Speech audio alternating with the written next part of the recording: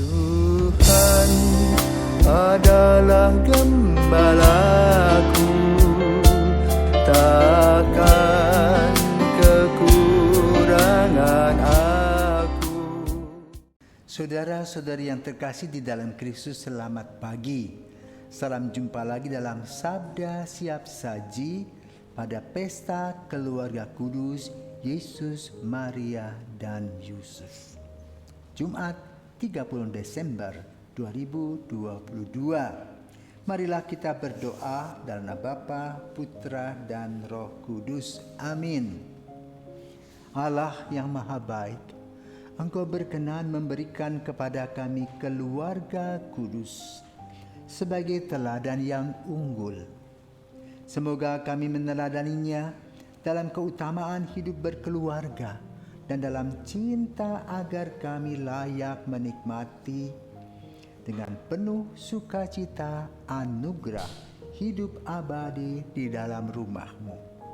Dengan pengantaran Tuhan kami Yesus Kristus, Putra-Mu yang hidup dan berkuasa bersama Dikau dalam persatuan Roh Kudus Allah sepanjang segala masa. Amin. Tuhan bersamamu dan bersama rohmu. Inilah Injil Yesus Kristus menurut Matius. Dimuliakanlah Tuhan. Matius bab 2 ayat 13 sampai dengan 15, ayat 19 sampai dengan 23. Setelah orang-orang Majus yang mengunjungi bayi Yesus di Betlehem pulang, nampaklah malaikat Tuhan kepada Yusuf dalam mimpi. Malaikat itu berkata, "Bangunlah, ambillah anak itu serta ibunya, larilah ke Mesir dan tinggallah di sana sampai aku berfirman kepadamu, karena Raja Herodes akan mencari anak itu untuk dibunuh." Maka Yusuf pun bangun. Malam itu juga diambilnya anak itu serta ibunya, lalu menyingkir ke Mesir dan tinggal di sana sampai Herodes mati. Hal itu terjadi supaya genaplah yang difirmankan Tuhan lewat nabinya, "Dari Mesir kupanggil anakku." Setelah Herodes mati, nampaklah malaikat Tuhan kepada Yusuf di Mesir dalam mimpi. Kata malaikat itu, "Bangunlah, ambillah anak itu serta ibunya dan berangkatlah ke tanah Israel, karena mereka yang hendak membunuh anak itu sudah mati." Lalu Yusuf pun bangunlah, diambilnya anak itu serta ibunya dan berangkatlah ke tanah Israel. Tetapi setelah mendengar bahwa Arkelaus menjadi raja Yudea menggantikan Herodes ayahnya, Yusuf takut ke sana. Setelah dinasihati dalam mimpi, pergilah Yusuf ke daerah Galilea. Setibanya di sana ia tinggal di sebuah kota yang bernama Nazaret. Hal itu terjadi supaya genaplah firman yang disampaikan oleh nabi-nabi, bahwa ia akan disebut orang Nazaret.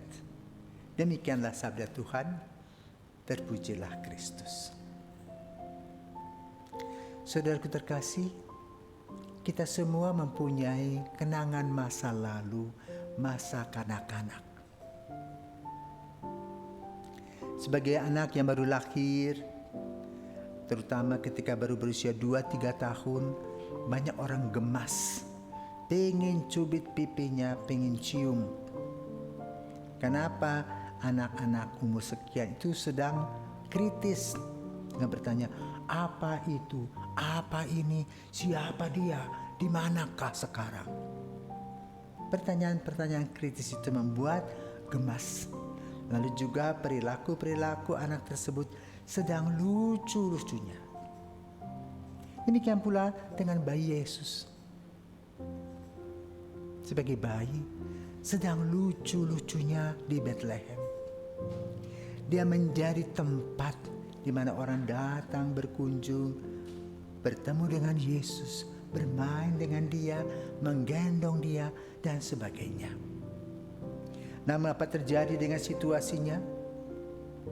Yusuf mendengar bahwa Herodes marah. Semenjak Raja Majus mengunjungi mereka. Mereka mendengar kabar bahwa Herodes akan mengadakan pembunuhan kepada bayi-bayi sekitaran umur Yesus. Sebagai seorang ayah dan ibu khawatir, maka mereka tidak menantangnya tetapi menjauhkan diri untuk keselamatan dan keamanan dari Yesus. Dan inilah keluarga Nazaret, keluarga kudus, keluarga bijaksana. Bagaimana Maria dan Yusuf menempuh jalan yang luar biasa. Waktu itu Yusuf dan Maria tidak tahu bahwa jalan ke sana pergi ke Mesir itu jalan yang boleh katakan cukup terjal. Batu-batuan mewarnai langkah-langkah mereka. Siang padang pasir yang panas dan malam menggigit. Tapi demi keamanan Yesus mereka lakukan. Itulah pengorbanan seorang ayah dan seorang ibu dalam keluarga. Tanpa pantang mundur, mereka jalan. Tanpa takut, mereka hadapi. Maka tibalah Yesus di Mesir. Dalam gereja Koptik di Mesir, kita melihat ada sebuah gereja yang disebut dengan gereja gantung atau hanging chapel. Konon di sanalah Maria Yusuf tinggal sebagai pengungsi. Bertahun-tahun sebagai tukang kayu. Dan setelah cukup dewasa, mungkin beberapa tahun, 5-6 tahun, kemudian Yesus kembali ke Nazaret. Maka kemudian kalau kita lanjutkan dalam Injil, lalu Yesus pergi ke Bait Allah dalam usia 12 tahun. Masa kanak-kanak adalah masa yang menyenangkan. Belum banyak pikiran ini dan itu. Lalu bagaimana peranan dan fungsi orang tua? Kita kembali melihat peristiwa-peristiwa kita. Saya mengingat kembali masa kecil. Ketika kami sedang bermain, sedang senang-senangnya, datanglah berita yang kurang menyenangkan. Adik kami yang kecil dioperasi karena penyakit ginjal. Maka ayah dan ibu saya pergi menjaga adik saya itu. 3 tahun, tidak gampang. Biaya-biaya ditanggung, sehingga kami dititipkan pada kakek dan nenek. Dan di sana kami belajar beradaptasi. Adik yang kemudian sembuh, tetapi membuat ayah tidak lagi mempunyai usahanya boleh katakan bangkrut. Kenapa? Semua biaya diberikan untuk adik yang satu itu. Maka sering disebut sebagai anak emas. Namun ada kepuasan batin dalam diri mereka. Biarpun tidak mempunyai apa-apa lagi, tetapi mempunyai hati yang terbuka. Hati yang mengasihi anak yang sakit dan disembuhkan oleh Tuhan. Karena itu kami mulai dengan hidup yang baru. Semuanya berusaha sendiri. Harus belajar membersihkan rumah sendiri, mencuci pakaian sendiri. Pokoknya itu merupakan gambaran hari esok. Dipersiapkan oleh Tuhan dengan cara Tuhan sendiri. Itulah masa kanak-kanak yang menghasilkan bagi saya seorang pribadi yang merenungkan tentang panggilan sejak kecil.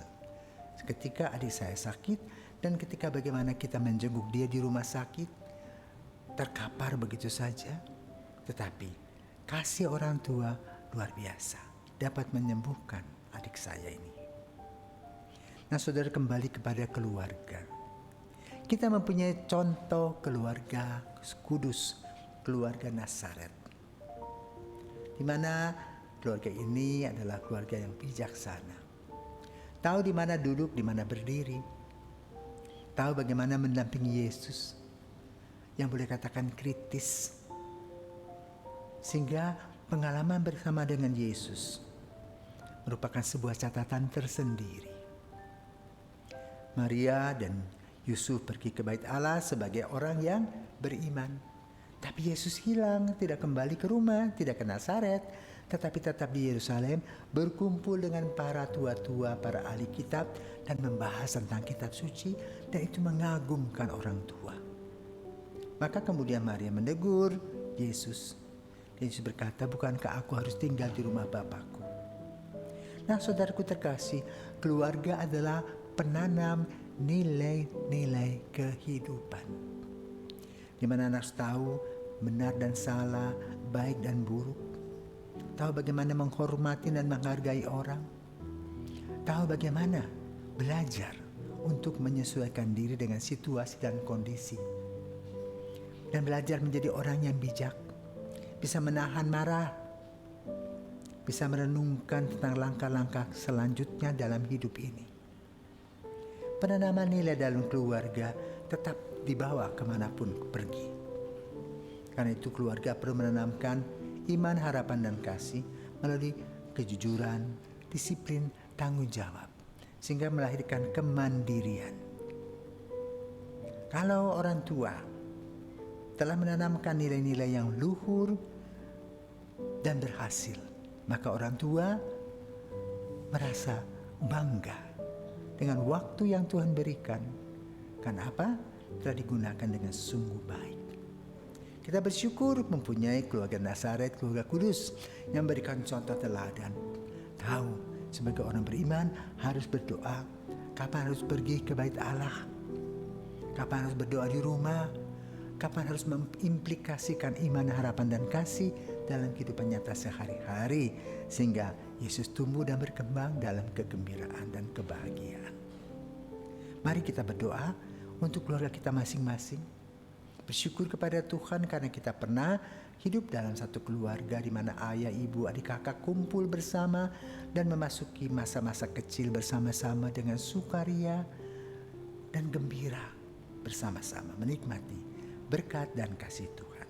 Semoga langkah-langkah selanjutnya pun juga diberkati oleh Tuhan dan kita boleh membentuk dan membina keluarga kudus yang kita miliki sebagai suami istri, ayah ibu, dan kemudian kita menjadi kakek dan nenek untuk mempersiapkan hari esok yang lebih baik, yaitu kembali ke pangkuan Bapa dalam keabadian. Selamat merayakan hari raya keluarga kudus di mana Yesus, Maria, dan Yosef hidup, yang memberikan kepada kita semangat untuk terus berbagi, untuk saling mengasihi dalam cinta kasih. Tuhan memberkati.